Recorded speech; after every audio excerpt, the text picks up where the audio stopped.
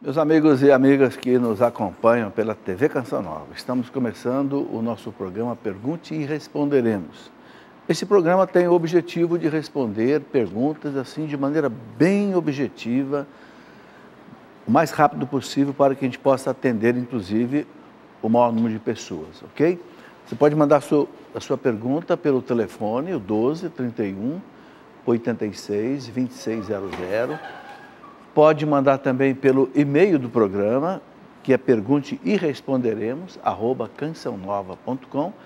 Temos também o facebook.com/pergunte e responderemos CN no final, ok?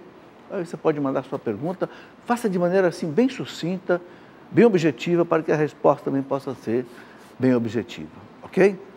Sejam bem-vindos vocês que estão aqui no nosso auditório, vocês de casa que estão nos acompanhando. Depois eu quero dizer o nome da cidade de vocês, pelo menos, ok? Depois do intervalo.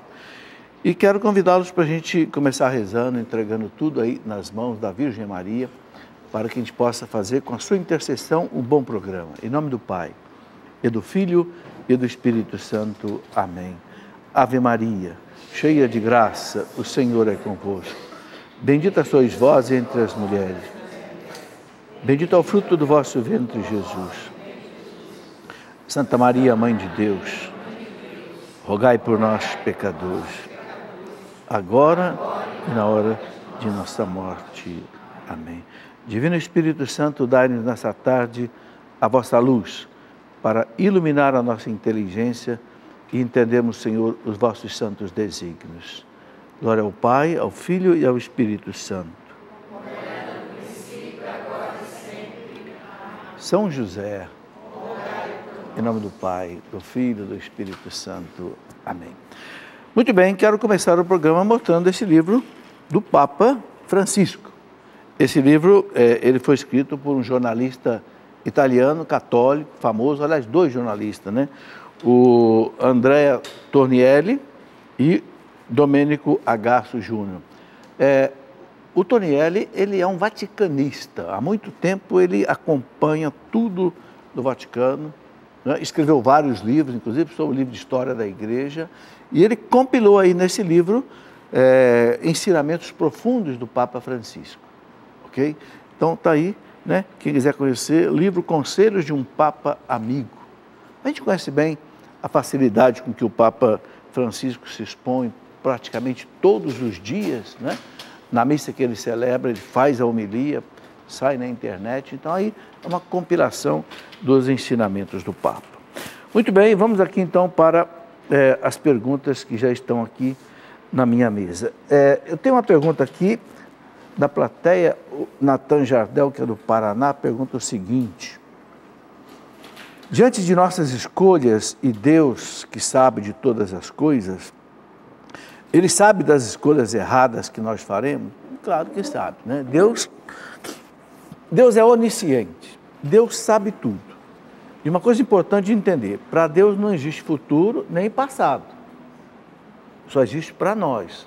Por quê? Passado, presente e futuro depende do tempo.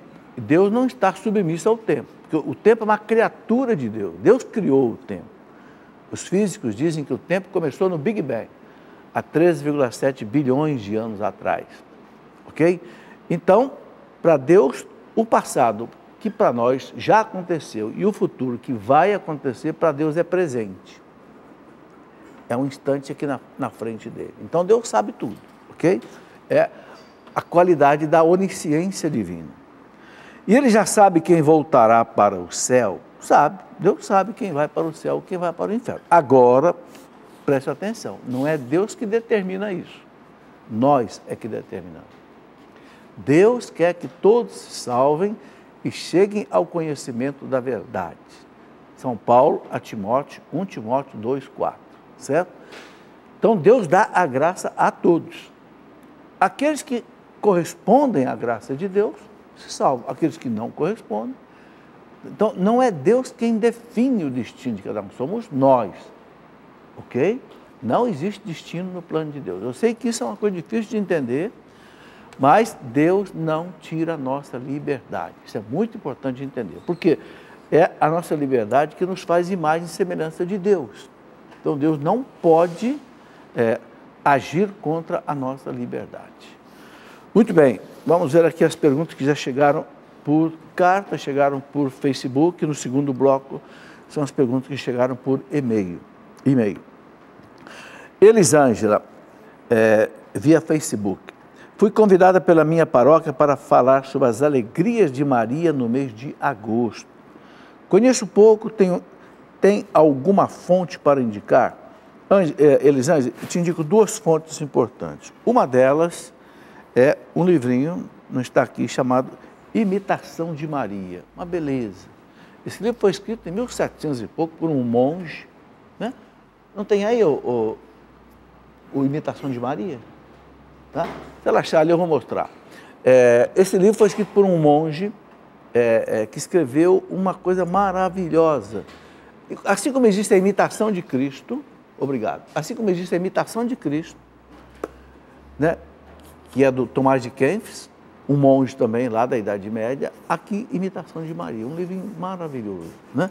Um outro livro que eu posso indicar também é A Mulher do Apocalipse. Nesse livro, eu coloco todos os dogmas e devoções sobre a Virgem Maria, aquilo que a gente tem como mais importante. Então, eu penso que aí você pode, esses dois livros tem aqui na Canção Nova, eu penso que por aí você pode, Elisângela, fazer aí uma boa palestra sobre as alegrias da Virgem Maria. Tem também as dores, né? As 7 dores da Virgem Maria. Né? Muito bem. Cauã tem 7 anos de idade, é de Louveira, São Paulo, via telefone, perguntou o seguinte: quem é a primeira mãe do mundo? Tem que ser uma pergunta de uma criança mesmo. Né? A primeira mãe do mundo, Cauã, foi Eva. Eva, a primeira mãe do mundo. Eva existiu? Existiu. Não se pode dizer que Eva é uma símbolo. Não, Eva é a primeira mulher que existiu. O primeiro homem que existiu, Adão. A primeira mulher é Eva. A Eva foi... O nome Eva quer dizer mãe dos viventes. É a primeira mulher que existiu na história da humanidade. A gente não sabe quando e nem onde. Isso a ciência um dia vai dizer. Onde começou o primeiro casal humano? Não é a igreja que vai dizer. A igreja já disse. Foi Deus quem criou, eles pecaram, né? Agora, quando foi, onde foi, aí a ciência, né?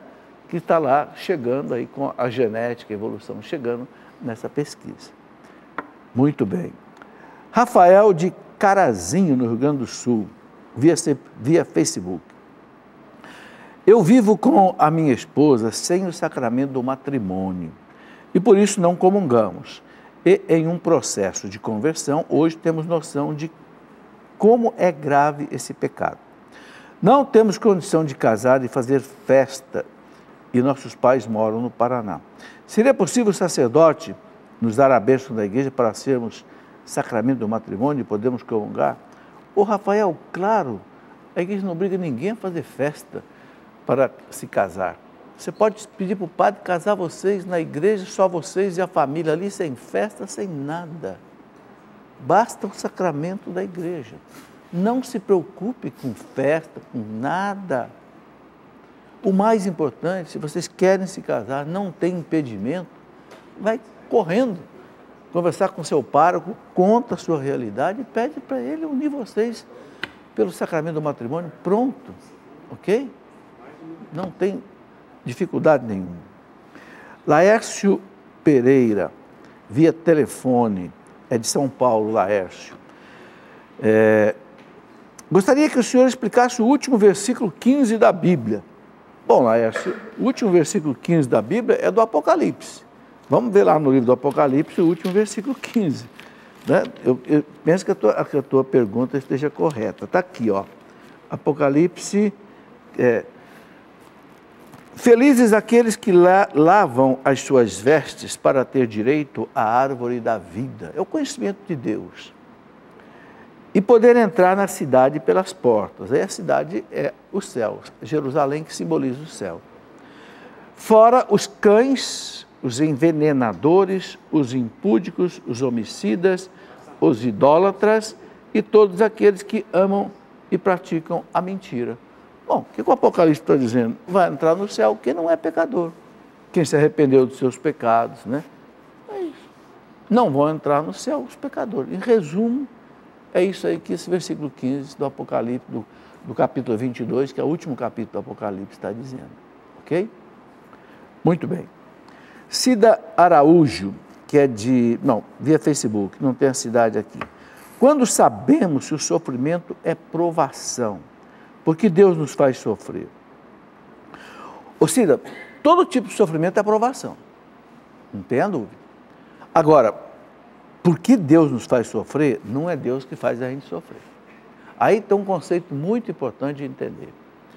Deus é perfeitíssimo. Deus não pode fazer o mal, Deus não pode desejar o mal. Deus é... Mas então, da onde vem o mal? De onde é que vem o sofrimento? Essa foi sempre a grande pergunta dos teólogos desde lá dos primeiros séculos. De onde vem o mal? Santo Agostinho se tornou maniqueísta porque ele pesquisava a questão do mal. Aí caiu no maniqueísmo. O que o maniqueísmo dizia? É porque existem dois deuses, um Deus bom e um Deus mau. Olha, Santo Agostinho foi maniqueísta há 9 anos. Tal era a força dessa heresia.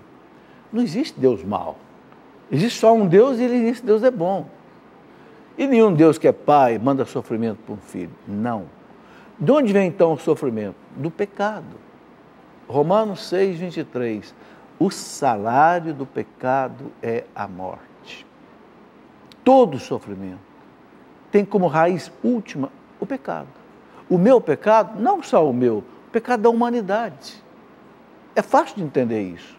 Quantas vezes um inocente paga pelo erro de um pecador? Não é? Pessoas vão direitinho no carro dela aqui, tudo arrumadinho, vem um irresponsável do outro lado, bêbado, atravessa a pista e às vezes mata um inocente.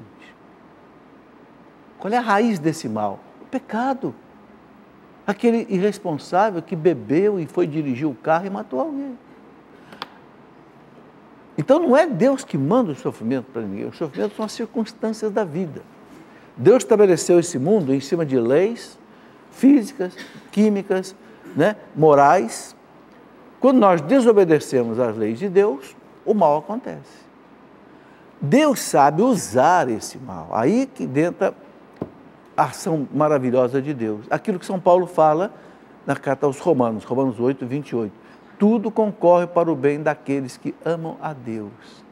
Então, Deus sabe pegar o mal que entrou pelo pecado, que não foi culpa dele, nem desejo dele, e Deus então transforma o sofrimento em matéria-prima de salvação. Assim como a gente pega hoje o lixão, que é altamente poluente, e hoje o lixo é transformado em matéria-prima, até adubo, gás metano, gás butano, até matéria de construção. Deus faz isso com o lixão do mundo, que é o pecado. Entendeu? Então a misericórdia de Deus transforma. Quantas pessoas não voltam para Deus por causa do sofrimento? Não é o sofrimento que Deus mandou. Santo Inácio de Loyola, porque quebrou uma perna na batalha lá na cidade de Pamplona, que ele era cavaleiro, se machucou, foi para o hospital, começou a ler a vida de Cristo, se converteu, deixou o exército espanhol para fundar o exército de Cristo, a companhia de Jesus. O sofrimento. José do Egito foi vendido pelos seus irmãos, um absurdo, mas no entanto José foi lá para o Egito, se tornou governador, salvou o povo, o seu povo, depois que foi para o Egito. Então, a coisa mais maravilhosa que existe em Deus é essa. Deus não é o autor do mal nem do pecado, mas Deus sabe transformar o mal em bem. Ok? Por isso que Jesus ensina a não pagar o mal com o mal, pagar o mal com o bem. É o maior desafio para nós cristãos. Pagar o mal com o bem. Nunca pagar o mal com o mal. Deixa o mal na mão de Deus. Deus sabe transformar o mal em bem. É difícil, mas com a graça de Deus isto é possível. Santo Agostinho dizia, aquilo que é difícil é impossível à natureza, é possível à graça de Deus. Ok? Tá aí, Cida. Eu queria te indicar um livro que explica essa questão do sofrimento. Eu também já pensei muito nisso. Sofrendo na Fé. Só tem um jeito de sofrer bem, sofrer na fé. O que é sofrer na fé? É um pouco disso que eu falei aqui. Então aqui eu explico de onde é que vem o sofrimento, como sofrer, etc, etc. Tá? Quem sofre sem fé, sofre dobrado. Por quê? Porque se revolta. Entende? Quem sofre na fé, oferece a Deus o sofrimento, aquilo que São Paulo diz, né? Colossenses 1:24. Completo na minha carne o que falta a paixão de Cristo pelo seu corpo, que é a igreja. Meus irmãos, a igreja é o corpo de Cristo. Cristo é a cabeça. Nós somos os membros. A cabeça já passou pela paixão. O corpo também passa pela paixão. A paixão de Cristo não está completa ainda. A paixão de Cristo só vai estar completa quando nós todos passarmos pela nossa paixão. Mas essa paixão tem que ser oferecida a Deus. No cálice da missa, juntar a paixão do Senhor à sua paixão, o seu sofrimento, as suas lágrimas. A missa é para isso. Para, junto com Cristo, a gente salvar o mundo. Oferecendo ao Pai o sacrifício perfeito do Cristo Redentor. Muito bem. Oneida de Fátima Cardoso, São João da Boa Vista, São Paulo, via telefone, a Oneida pergunta: meu filho tem 29 anos e hoje ele não vai mais na igreja, não reza mais o terço, ele só quer saber de amigos, computador. Gostaria de saber o que fazer para meu filho voltar para a igreja. Oneida, primeira coisa, paciência. Paciência. Sabe? Tem a hora da graça para o seu filho. Ok? Tem gente que se converte aos 10 anos, outros se convertem aos 20, outros se convertem aos 30. Sabe? Não, nunca desanimar. Continue rezando pelo seu filho. Continue oferecendo a Deus sacrifício por ele. Faça novenas por ele, faça. Ok? Eu lembro de Santa Mônica, né? Rezava por Santo Agostinho não se convertia. Ela foi conversar com o bispo de Milão, né? Santo Ambrósio, doutor da igreja, não sei mais o que fazer para o meu filho se converter. Em lágrimas, Santo Ambrósio falou para ela: minha filha, não é possível que Deus não converta o filho de tantas lágrimas. Dito e feito. Depois de 20 anos, Santo Agostinho se converteu. Mas demoraram 20 anos. Mas por que Deus esperou 20 anos? Porque não queria só a conversão de Agostinho. Queria um padre, um bispo, um santo, doutor da igreja, um dos maiores filósofos da história da humanidade. Mas aquela mulher teve que rezar 20 anos. Entenderam, gente? Então, nunca se desesperar da conversão de ninguém. Seu filho, seu marido. Eu já contei aqui essa história, vou contar de novo, porque sempre tem alguém que não ouviu, né? Existe uma beata chamada Elisabeth Lisieux, famosa, né? Casada com um homem que era um diplomata francês, famoso, o senhor Martin Lisieux, mas era ateu, e ela era uma mulher santa. Ela rezou a vida inteira pela conversão dele, e ela morreu sem ele se converter. Parece uma tristeza, né? Mas o que aconteceu? Depois que ela morreu, ele encontrou um diário que ela escreveu. E lendo o diário que ela escreveu, esse homem se converteu. Se converteu a ponto de se tornar frei, padre, foi para o mosteiro, morreu num mosteiro convertido. Não se converteu durante a vida dela, se converteu depois que ela morreu. Quer dizer, a gente tem que rezar com humildade, com confiança e com perseverança. São as 3 qualidades que diz que a oração tem que ter: humildade, perseverança e confiança. Não tem oração que Deus não responda. Não tem. A gente pode não sentir nada, se Deus não deu o que eu peço, Deus está providenciando outra coisa, ou está esperando outra coisa. A fé é acreditar. Reza e deixa o resto na mão de Deus. Não fica questionando Deus. Não antecipa a hora de Deus. Por quê? Porque Deus respeita a liberdade do seu filho. Uma hora Deus vai tocar nele. E se ele, com a graça de Deus agindo nele, ele pode mudar. Então continue sem desanimar, sem desesperar. Posso indicar a você 2 livros que você poderia, quem sabe, com jeito, fazer chegar até ele. por que eu sou católico? Você está dizendo que ele rezava o terço. Então ele tem a base, ele tem a raiz católica. Por que sou católico? Deixa eu ver se está aqui. A produção deixa esses livros aqui, é para eu ir mostrando mesmo. Todo esse livro tem aqui na Canção Nova. Por que sou católico? Esse livro, engraçado, por que eu escrevi esse livro? Há uns 14 anos atrás, quando nós fizemos 30 anos de casados, meus filhos levaram eu e a minha esposa para um final de semana numa praia. 30 anos de casado.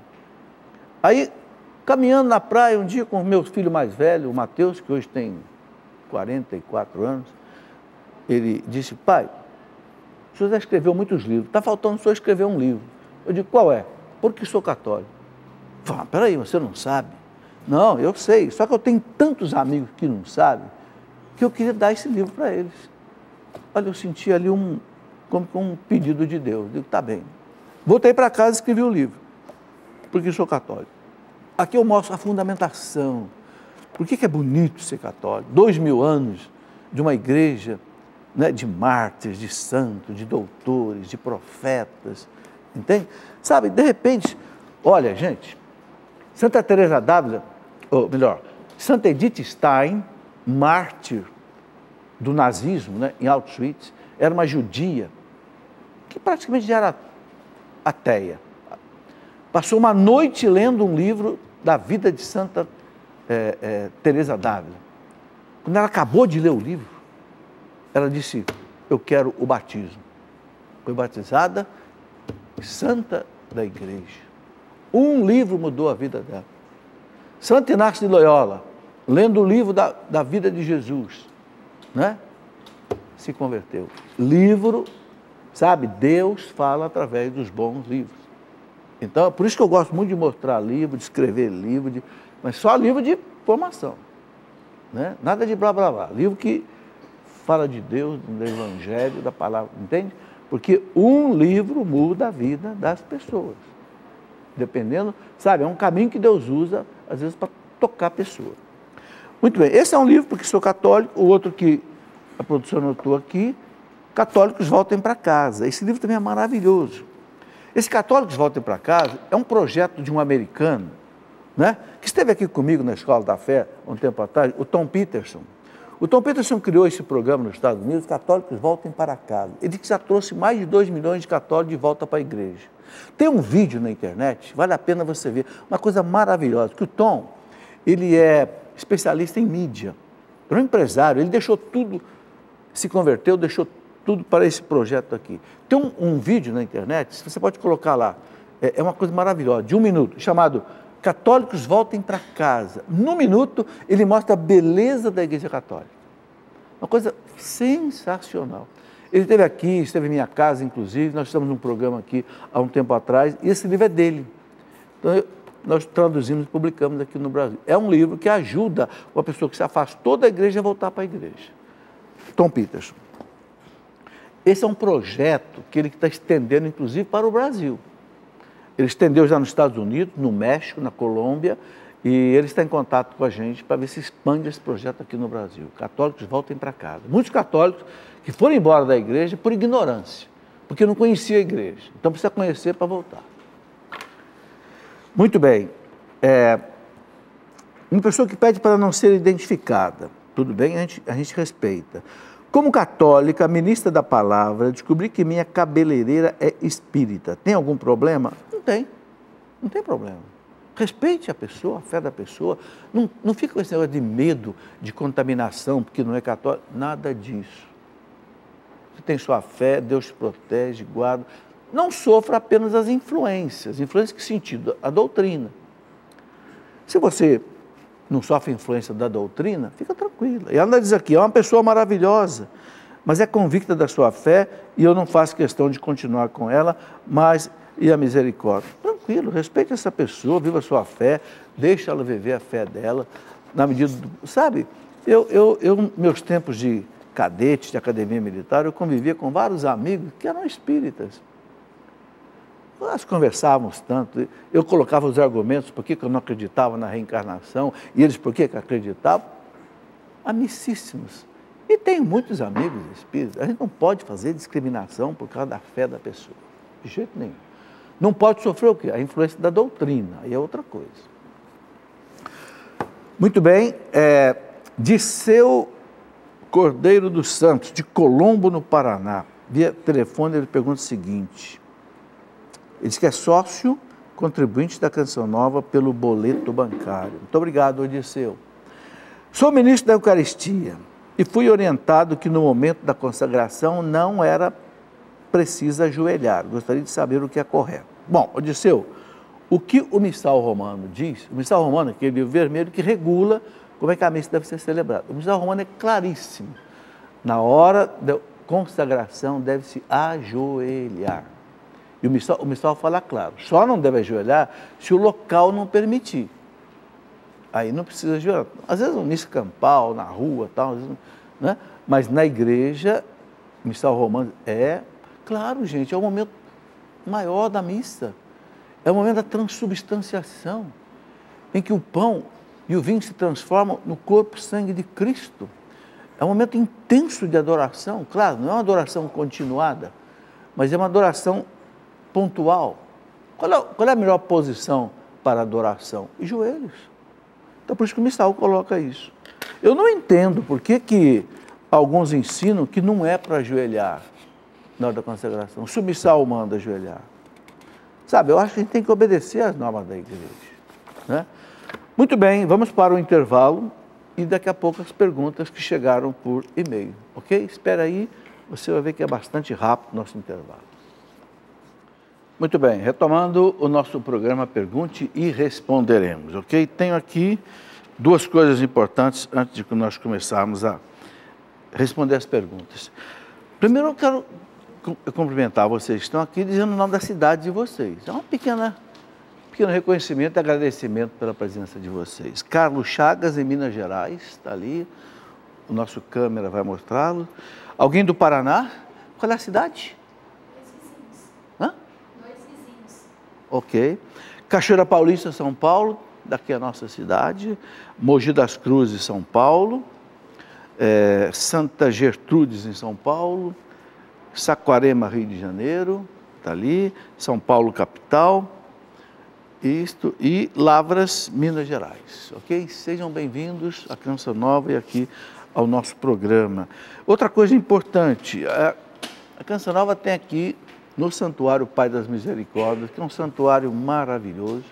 Tem missa todos os dias em 3 horários, né? 7 da manhã, ao meio-dia e às 18 horas, ok? Então é importante você saber isso e divulgar isso. Às vezes a pessoa está em viagem, passando por aqui, missa em 3 horários, 7 da manhã, meio-dia, 18 horas, ok? Na segunda-feira tem a missa às 3 da tarde, às 15 horas, só na segunda-feira. Ok? Bom, outra coisa importante é o seguinte, a revista da Canção Nova não está indo mais impressa, só a revista das crianças, ok? Porque a revista das crianças, muitos catequistas usam na catequese, é preparado para a catequese. Mas a revista normal não está indo mais impressa. Quem é sócio contribuindo da Canção Nova, acessa pela internet. É só você entrar lá em clube.cançãonova.com ou qualquer dúvida você pode ligar para o telefone 12 31 86 26 00. É um jeito que você vai economizar um pouco, para ver se a gente chega até o final do ano com o projeto Dai-me Alma em dia, porque você sabe que o projeto não tem chegado aos 100%.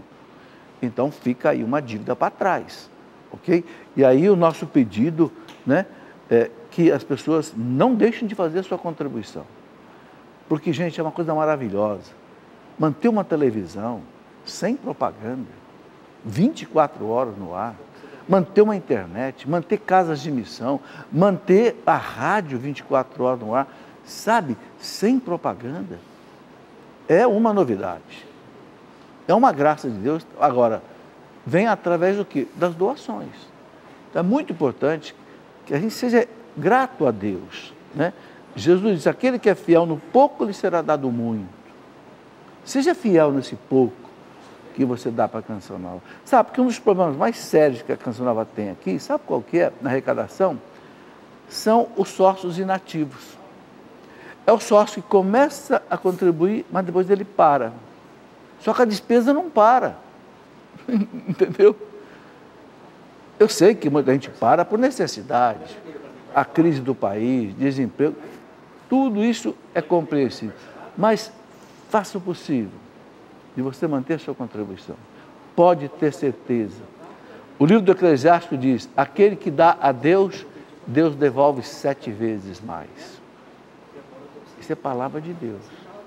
Não é teologia da prosperidade que eu estou falando, não. Você toma lá da cá com Deus, não é isso não. É você ser generoso com Deus, que Deus vai te dar o que você precisa. Muito bem, eu quero aqui mostrar rapidamente uma coleção de livrinhos que eu estou escrevendo sobre assuntos bem específicos. Por que essa quantidade de livrinhos? Porque vocês estão vendo esse programa, é cheio de perguntas. Em 5 anos desse programa, eu já respondi 5.000 perguntas. É uma média de 1.000 perguntas por ano. Então, para ver se a gente ajuda mais nisso, eu estou pegando os assuntos mais assim, candentes, que o povo tem, e estou transformando em pequenos livros e respondendo. Né? Então, por exemplo, qual a importância da oração? Você conhece o poder do sangue de Cristo? Como entender o Apocalipse? Tem aí mais de 15 títulos já. Por que os católicos veneram imagens? Por que o católico venera as relíquias? Porque quem é Deus? Enfim, é uma coleçãozinha de livros para ajudar a gente a ter formação católica. O título essa coleção chama-se Coleção Formação Católica. Tá? E junto com isso, no meu site cleofas.com.br, eu estou também com um curso de teologia à distância. Chama Escola da Fé Online. Se você clicar ali, você vai ter todas as informações. É teologia, né? É um curso para você fazer em casa, tem um vídeo para você ouvir todo dia, uma matéria escrita e de vez em quando um áudio. Você assiste a hora que você quiser. Fica baixado no seu computador, você vê a hora que você quiser, entendeu? Inclusive, quem entra agora, esse curso já começou faz um ano, mais de um ano. São mais ou menos 740 alunos hoje que acompanham. Se você entrar hoje, você pode acessar as aulas desde a primeira. Então, é uma maneira da gente... Eu fiz isso porque muita gente me pedia, professor, faça um curso de teologia à distância e tal. Então, juntei uma equipe de 5 pessoas, nós fazemos isso. Né? É muito trabalho, bastante trabalho, mas vale a pena, eu estou satisfeito. Nas sextas-feiras, eu respondo às dúvidas das pessoas que vão chegando durante a semana sobre uma matéria que vai sendo dada. Muito bem, vamos aqui às perguntas que chegaram por e-mail. Se a hóstia consagrada cair no chão, como deve o ministro extraordinário da Eucaristia agir? Gente, eu acho que se a hóstia caiu no chão, pega a hóstia e dá para a pessoa. Acho que não vai sujar, vai? Claro, se a hóstia sujar, aí você não deve. Mas sabe, não sei, eu posso estar errado, eu nunca vi uma definição da igreja, mas para cair no chão tem que pegar, evidentemente tem que pegar. Agora, por que não dá para a pessoa? Eu já fui comungar com hóstia que caiu no chão, o ministro pegou e eu comunguei. Ninguém vai morrer por causa disso não, pelo contrário. Né? Vai pegar a hóstia, vai dissolver na água? Não, eu acho que só se ela estivesse, claro, se sujar, mas normalmente o chão da igreja é limpo, né? Às vezes cai um pedaço de pão no chão, a gente não pega? Às vezes pega, né? E o pão sagrado? Como a igreja enxerga Lutero? Um contribuinte ou não para a reforma da igreja? Bom, Lutero, ele foi quem fez a verdadeira reforma protestante. Não foi a reforma da igreja. A reforma da igreja foram feitas depois pelos santos que sucederam Lutero. Evidentemente, no tempo de Lutero, século XVI, a igreja precisava de uma reforma. Isso precisava desde o século XII. Quem estuda a história da igreja, eu tenho aqui alguns livros de história da igreja, eu escrevi a história da igreja em 3 volumes, está faltando um terceiro aqui, Idade Antiga, Idade Média, e Lutero está aqui, ó, na Idade Média. E tem a Idade Moderna Contemporânea, que está acabando de ser impresso. Quem conhece a história de Lutero sabe que a igreja precisava de uma reforma. Por quê? havia um clero muito fraco, havia a simonia, havia o nicolaísmo.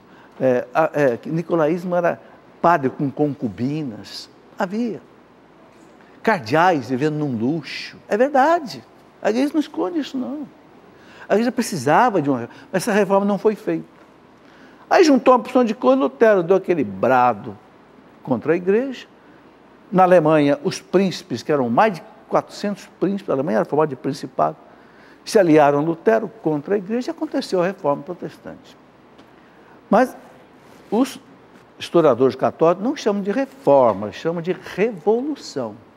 Por quê? Porque a igreja perdeu um terço dos seus filhos. Reforma é para você melhorar a igreja. Ali você quebrou a igreja. Foi a primeira vez que o catolicismo foi quebrado em 2 blocos, né? Ok? Então, na verdade, é isso que aconteceu. Agora, depois do Lutero, veio o Concílio de Trento. Começou em 1545, terminou em 1563. Aí vieram aqueles santos gigantes que fizeram a verdadeira reforma que a igreja precisava. Quais são esses santos? Santo Inácio de Loyola, Santa Teresa d'Ávila, São Francisco de Sales, São Felipe Neri, né? Santa Teresa, São João da Cruz. Esses gigantes doutores da igreja, alguns deles, eles recolocaram a igreja no verdadeiro lugar. São Pedro Canígio, São Carlos Borromeu, São Roberto Bellarmino, esses santos fizeram a reforma que a igreja, se tivesse feito antes de Lutero, não teria acontecido a reforma protestante. Mas, fazer o quê, né? Nem tudo sai conforme a vontade de Deus. Angélica de Teresópolis, no Rio de Janeiro, vi em um documentário que Lutero se tornou padre por acidente. Estava fugindo das autoridades por ter matado seu colega de classe por inveja. Não é nada disso. Sendo assim, ao fugir, se refugiou em convento ou mosteiro. Isso é verdade? Angélica, não é verdade. O que aconteceu com Lutero? Nesse livro aqui eu explico detalhadamente a história do Lutero. Lutero é o seguinte, ele era um rapaz que estudava numa universidade em Erfurt, na Alemanha. Com 18 anos, ele e um amigo estavam indo para a universidade, caiu um raio, ameaçando tempestade, caiu, e o raio matou o seu amigo. E ele caiu desfalecido, quase morto. Ele prometeu para Santa Ana, né, que se ele não morresse, ele ia ser padre. E ele não morreu. Dito e feito, procurou um convento agostiniano, entrou no convento e foi ser padre. Só que ele não tinha vocação. A história, a vida de Lutero mostra que ele não tinha vocação. Tanto assim que depois que ele fez a reforma protestante, ele casou com uma ex-freira, uma ex-monja, que deixou o convento também. Né? Ele não tinha vocação. Quer dizer, realmente ele foi ser padre forçado, uma promessa que ele fez, que não era obrigado a cumprir aquela promessa. Ele fez aquela promessa num momento de medo, de angústia.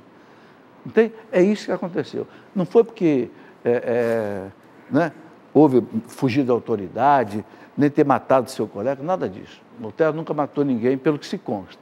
Ele concordou com a morte lá dos camponeses, né? Uma coisa muito triste, mas ele pessoalmente não consta que ele tenha matado alguém. É o que a gente sabe da história. Eu escrevi um livro. Quem quiser aprofundar nisso, como esse ano está completando 500 anos da Reforma Protestante, que foi 1517, portanto 2017, para entender a Reforma Protestante. Aqui eu ponho detalhadamente tudo o que aconteceu. Aqui é um livro de história, não é um livro para hostilizar os nossos irmãos separados, nada disso, é um livro de história. O que aconteceu, o que foi a Reforma Protestante? Por que a igreja perdeu um terço dos seus filhos? Por que a Alemanha se tornou protestante? Por que a Inglaterra se tornou protestante? Por que houve protestantes ali, com, por exemplo, Calvino, com Zwinglio, em Genebra, depois os huguenotes na França, os calvinistas, né, na Inglaterra, etc. Por que os calvinistas vieram para o Brasil, para a América? Para entender toda essa questão, eu escrevi esse livro. Pode passar. Por que dizem que a Igreja Católica matou milhões de pessoas? Por ignorância. Quem diz isso aí é ignorante. Por que eu digo que é ignorância? Porque um outro livro que eu escrevi para entender a Inquisição. Este livro aqui eu escrevi baseado no seguinte. Quero contar essa história que é muito importante. 1997, o Papa João Paulo II quis pedir perdão ao mundo pelos pecados dos filhos da igreja. Ele não pediu perdão pelos pecados da igreja. A igreja não tem pecado, a igreja é santa. É dogma de fé.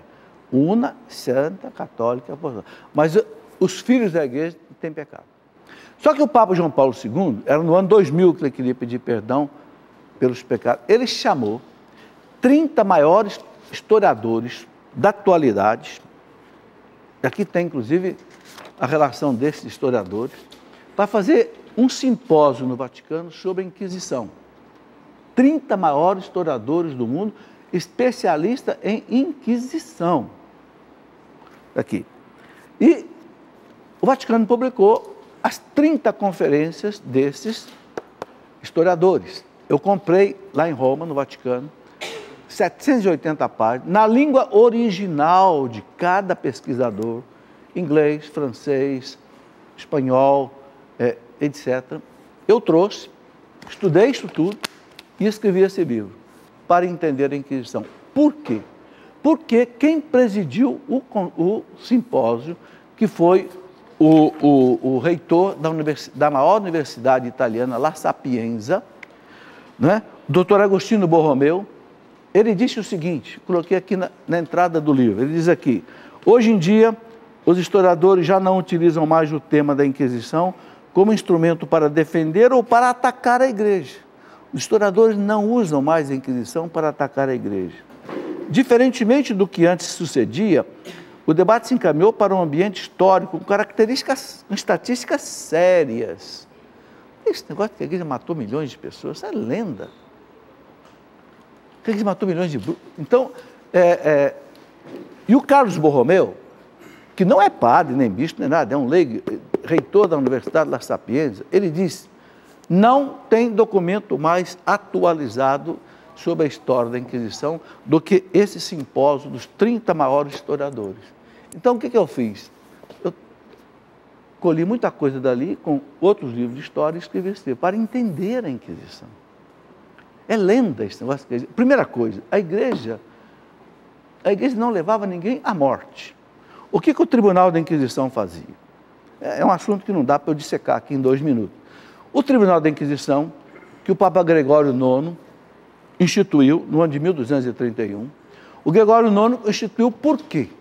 Porque os hereges estavam sendo mortos à revelia, porque era uma heresia terrível, os cátaros, que provocavam comoções sociais, os reis colocavam na fogueira, o povo matava. Então, a igreja entrou para julgar se era herege ou não, pelo menos isso. E a igreja salvou muita gente da morte por causa disso. Só que tinha uma coisa. O imperador Frederico II instituiu o seguinte, imperador, não é a igreja, o imperador da Europa, instituiu o seguinte, aquele que cometer um crime na fé, esse crime vale também como um crime civil. E a pena de morte vale para o caso de heresia. Baseado no direito romano, o imperador Frederico II colocou essa questão. Então, o que acontecia? Quando alguém era herege, quanto mais não se convertia, mesmo com a chance que o Tribunal da Inquisição dava, o que acontecia? Ele ia para a pena de morte. Mas não era a igreja que o mandava, era o Estado, o chamado braço secular. É claro que a culpa ficou toda com a igreja, mas é preciso estudar. Sabe, o que me fez estudar a Inquisição, mais de 10 anos, foi que eu comecei a perceber o seguinte, muitos inquisidores, juízes do tribunal, eram santos. São Domingos de Gusmão, foi o primeiro inquisidor que o Papa Gregório IX chamou para ser inquisidor, São Domingos de Gusmão, fundador dos dominicanos. São Pio V, que depois foi Papa, foi inquisidor. São Raimundo Penhaforte, santo espanhol, inquisidor. Eu digo, peraí, se os santos foram juízes do Tribunal da Inquisição, esse tribunal não é essa loucura toda que eu vejo falar. Aí eu comecei a estudar e eu vi que a coisa não é desse jeito. Então, eu recomendo, sem medo de errar esse livro. Por quê? Porque aqui não tem nada meu. Aqui eu fiz sempre uma monografia. Colhi tudo que estão nesse calhamaço de 800 páginas, resumi com outros dados e coloquei para que os universitários, sobretudo, conheçam a verdade. Houve erro? Houve. O Papa João Paulo II pediu perdão, mas não é esse absurdo que falam, de jeito nenhum. Está longe disso que se ouve nas universidades hoje. Porque dizem que a igreja... Não, já foi. Aos 18 anos fui seminarista. Por ser muito jovem, acabei saindo. Nunca deixei de rezar e sentir minha vocação sacerdotal chamando. Estou com 28 anos, sou antropólogo, mestre, estou terminando meu doutorado. Que beleza. Quero voltar para o seminário e me ordenar. Que beleza. Posso pular alguns estudos? Pode. Preciso de uma autorização episcopal? Precisa. Que beleza. Olha, quem fez essa pergunta, não tem o nome dele ali, procure o seu bispo. Talvez ele libere você de algumas disciplinas da teologia, da filosofia, e você talvez possa ser ordenado, até mais cedo, ok? Mas é muito bonito isso. Olha, eu queria dizer a você, eu conheço um doutor em engenharia química, que deixou tudo para ser monge trapista. Então, Deus faz essas coisas. O padre Demétrio Gomes, amigão de Niterói, o padre Demétrio Gomes estava no 3º ano de engenharia química. Largou tudo para ser padre. Um padre maravilhoso. Vocação autêntica. Deus faz essas mudanças, né? Tem hora. É a hora da graça. Como faço para me tornar um cavaleiro da Ordem de São Gregório Magno? É o título que eu recebi do Papa Bento XVI, né? Agora, como é que você faz? Não sei, o Papa me deu, porque o bispo da minha cidade um dia pediu. O que aconteceu foi o seguinte, quando a nossa diocese completou 75 anos, o Dom Benique era bispo, queria homenagear um leigo. Aí ele pediu ao Papa que desse a mim o título de cavaleiro de São Gregório Magno. E o Papa Bento XVI aceitou, não é? Mandaram uma espada para mim, com a roupa de cavaleiro da época. Era um cavaleiro que havia na Idade Média e ficou a simbologia, né? Quem é que recebe esse título? Esse título é quando o bispo pede ao Papa uma pessoa que ajuda na igreja em algum trabalho. Agora, como conseguir isso? Não sei. Eu não pedi, nem sei por que ganhei, né? Mas é o bispo que tem essa iniciativa. Tenho 44 anos, sou catequista e trabalho com a juventude, mas não por um chamado de Deus, e sim das pessoas, para eu estar nessas pastorais. Eu não estou me sentindo bem, fazendo o que não quero, só para agradar as pessoas. Peço sempre ao Pai que me mostre qual o sonho dele para a minha vida, qual o caminho que tenho que tomar. Pois se eu falar com meu pároco que eu não quero, sei que ele vai falar para eu ficar nas 2 pastorais. Olha, se você não quer, não gosta, acha que não é isso o lugar, saia. Sabe, a gente não deve fazer uma atividade que a gente não está convencido que Deus quer que você faça. Não, de repente você pode fazer outra coisa, né? Vocação é um chamado. Sabe, uma coisa que caracteriza a vocação é quando aquilo que você faz, você gosta. E você gostando, você se aperfeiçoa, você faz com... Por exemplo, eu faço esses programas aqui porque eu gosto. Eu pedi para fazer esse programa aqui. Pergunta e resposta. Por que eu pedi? Porque eu recebo um tanto de perguntas no meu e-mail que eu respondo para uma pergunta para uma pessoa só. Pô, eu sei que aqui pela televisão eu podia atingir... Então, eu faço porque eu gosto. Entende? Então, isso é vocação. Se eu não gostasse, eu não estaria aqui.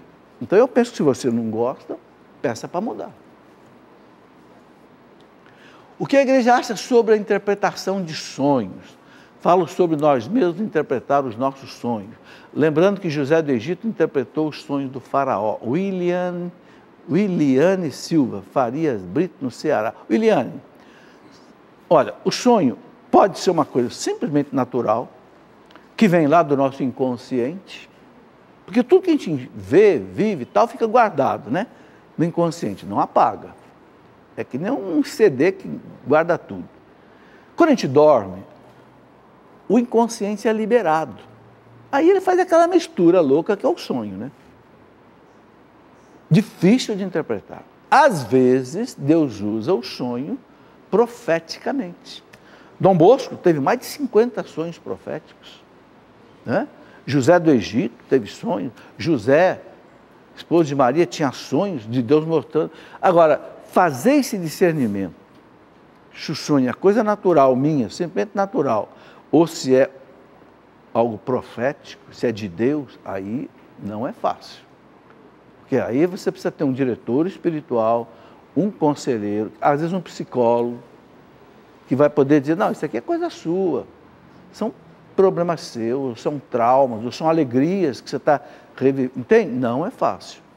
Então tem que ter um discernimento profissional bem sério, tanto na parte psicológica quanto na parte espiritual.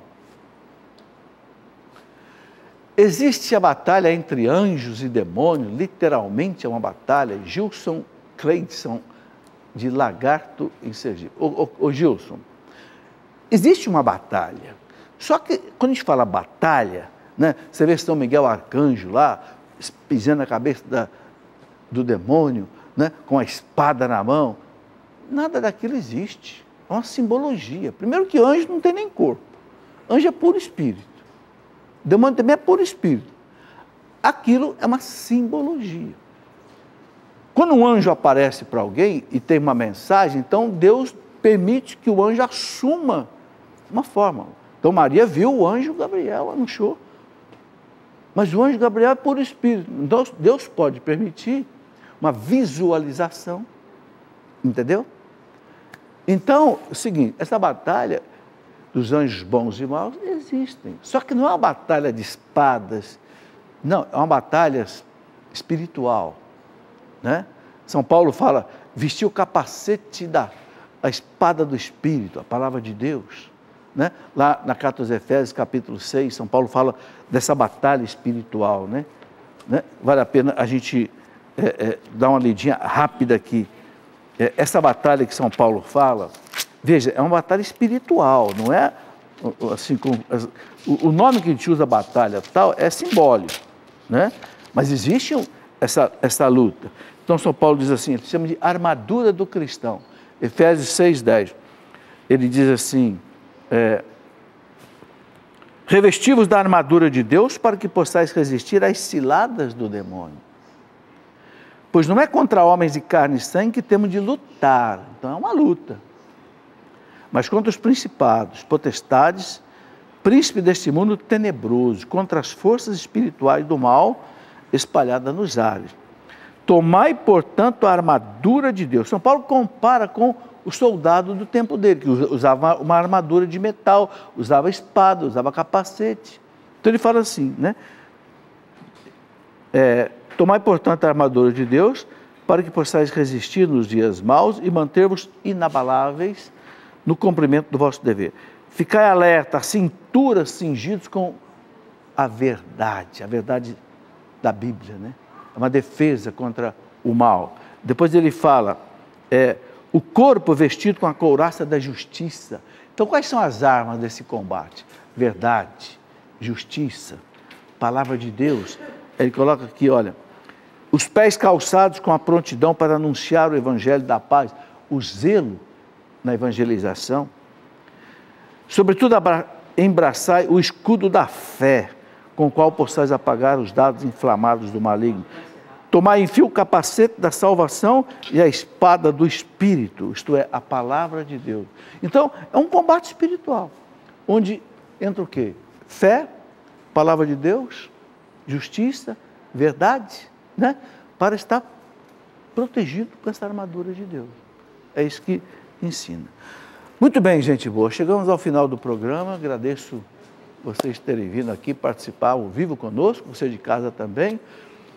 Amanhã temos Escola da Fé. Amanhã, na Escola da Fé, às 20 horas, aqui nesse auditório, nós vamos conversar sobre vocação. Vocação do leigo, porque estamos no meio das vocações, agosto, né? E no programa seguinte eu vou falar da vocação religiosa, ok? Estão todos convidados a acompanhar pela TV ou vir participar aqui ao vivo na Canção Nova. Um grande abraço, que Deus os abençoe.